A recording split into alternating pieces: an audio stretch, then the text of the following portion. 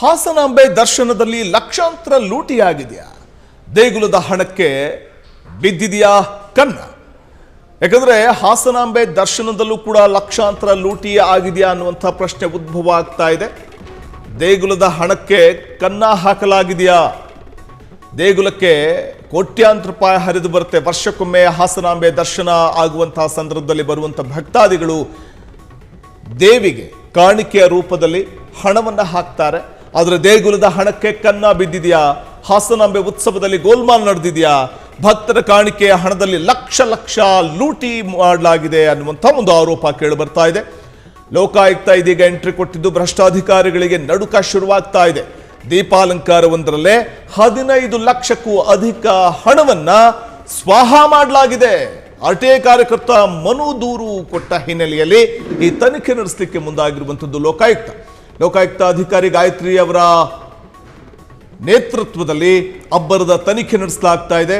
ಪ್ರಶ್ನೆಗಳ ಸುರಿಮಳೆಗೆ ಪಾಲಿಕೆ ಎಂಜಿನಿಯರ್ಗಳು ಕೂಡ ತಬ್ಬಿಬ್ಬಾಗಿದ್ದಾರೆ. ದಾಖಲೆಗಳನ್ನು ಕೇಳಿದ್ರೆ ತಡಬಡಾಯಿಸಿದ್ದಾರೆ ಅಧಿಕಾರಿಗಳು. ಹಾಗಾದ್ರೆ ಅಲ್ಲಿ ಗೋಲ್ಮಾಲ್ ಆಗಿದೆಯಾ? ಸಿಕ್ಕಿ ಬಿದ್ದುಬಿಟ್ರ ಅಧಿಕಾರಿಗಳು?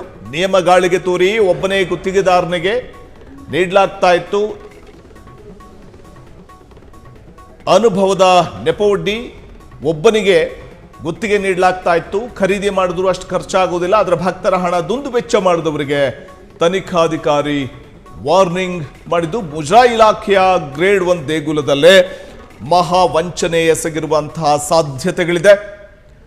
ಹಾಸನಾಂಬೆ ದರ್ಶನದಲ್ಲಿ ಲಕ್ಷಾಂತರ ಲೂಟಿಯಾಗಿರುವ ಸಾಧ್ಯತೆಗಳಿರುವಂಥದ್ದು. ದೇಗುಲದ ಹಣಕ್ಕೆ ಕನ್ನ ಹಾಕಲಾಗಿದೆಯಾ? ಇತ್ತೀಚೆಗೆ ದೇಗುಲದಲ್ಲಿ ಚಿನ್ನ ಕದಿಯುವವರು ಅಂಥ ಒಂದಷ್ಟು ಪ್ರಕರಣಗಳು ಬೆಳಕಿ ಬಂದಿರುವ ಬೆನ್ನಲ್ಲೇ ಹಾಸನಾಂಬೆ ಉತ್ಸವದಲ್ಲಿ ದೀಪಾಲಂಕಾರದ ನೆಪದಲ್ಲಿ ಆ ಹೆಸರಲ್ಲಿ ಗೋಲ್ಮಾಲ್ ನಡೆದಿದೆಯಾ? ಭಕ್ತರ ಕಾಣಿಕೆ ಹಣದಲ್ಲಿ ಲಕ್ಷ ಲಕ್ಷ ಲೂಟಿ ಹೊಡೆದಿರುವ ಆರೋಪ ಕೇಳಬರ್ತಾ ಇದೆ. ಲೋಕಾಯುಕ್ತ ಎಂಟ್ರಿ ಕೊಟ್ಟಿದ್ದು ಭ್ರಷ್ಟಾಧಿಕಾರಿಗಳಿಗೆ ಆತಂಕ ಶುರುವಾಗಿದೆ.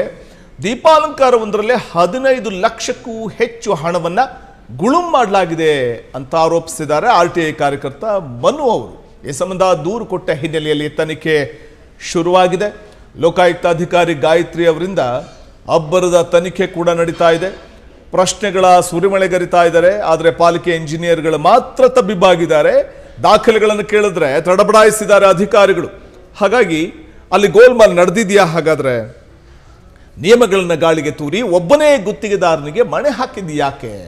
ಅನುಭವದ ನೆಪವೊಡ್ಡಿ ಲೈಟಿಂಗ್ ಮತ್ತು ಹೂವಿನ ಅಲಂಕಾರದಲ್ಲೂ ಅಕ್ರಮ ಎಸಗಲಾಗಿದೆ.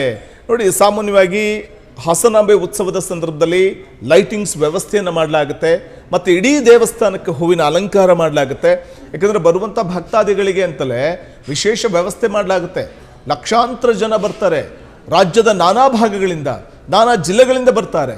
ಮತ್ತು ಬೇರೆ ಬೇರೆ ರಾಜ್ಯಗಳಿಂದಲೂ ಹಾಸನಾಂಬೆ ದರ್ಶನಕ್ಕೆ ಬರ್ತಾರೆ. ನೆರೆಯ ದೇಶದಿಂದಲೂ ಹಾಸನಾಂಬೆಯ ದರ್ಶನಕ್ಕೆ ಬರುವಂಥವರಿದ್ದಾರೆ. ಬರುವಂಥವರಿಗೆ ಸೂಕ್ತ ವ್ಯವಸ್ಥೆ ಮಾಡಬೇಕಾದಾಗ ಒಂದಷ್ಟು ಟೆಂಡರ್ ವ್ಯವಸ್ಥೆಯನ್ನು ಕೂಡ ಮಾಡಲಾಗುತ್ತೆ. ಆದರೆ ಅನುಭವದ ನೆಪವೊಡ್ಡಿ ಟೆಂಡರ್ ವ್ಯವಸ್ಥೆ ಕೊಡಲಾಗಿರುತ್ತೆ ಒಬ್ಬರಿಗೇನೆ. ಆ ಟೆಂಡರ್ಗೆ ಮಣೆ ಹಾಕಿದ್ರಿಂದ ಅದರಲ್ಲೇ ಸ್ವಾಹ ಮಾಡಲಾಗಿದೆ ಹಣವನ್ನು. ಮತ್ತು ಈ ಲೈಟಿಂಗ್ ವ್ಯವಸ್ಥೆ ಮಾಡಲಾಗಿರುತ್ತೆ, ಬರುವಂಥವ್ರಿಗೆ ಯಾವುದೇ ರೀತಿ ಅನಾನುಕೂಲ ಆಗಬಾರ್ದು ಅಂತ. ಮತ್ತು ಇಡೀ ದೇವಸ್ಥಾನಕ್ಕೆ ಲೈಟಿಂಗ್ ವ್ಯವಸ್ಥೆ ಜೊತೆಗೇನೆ ಹೂವಿನ ಅಲಂಕಾರ ಮಾಡಲಾಗಿರುತ್ತೆ. ದೀಪಾಲಂಕಾರದ ಜೊತೆಗೆ ಹೂವಿನ ಅಲಂಕಾರ ಇರುತ್ತೆ. ಅದರಲ್ಲೂ ಕೂಡ ಹಣವನ್ನು ಲೂಟಿ ಮಾಡಿದ್ದಾರೆ ಅಂತ ಆರ್ಟಿಐ ಕಾರ್ಯಕರ್ತ ಮನು ಎಂಬುವವರು ದೂರನ್ನು ನೀಡಿದ್ದಾರೆ. ಈ ದೂರಿನ ಹಿನ್ನೆಲೆಯಲ್ಲಿ ಲೋಕಾಯುಕ್ತ ಇದೀಗ ಎಂಟ್ರಿ ಕೊಟ್ಟಿದೆ.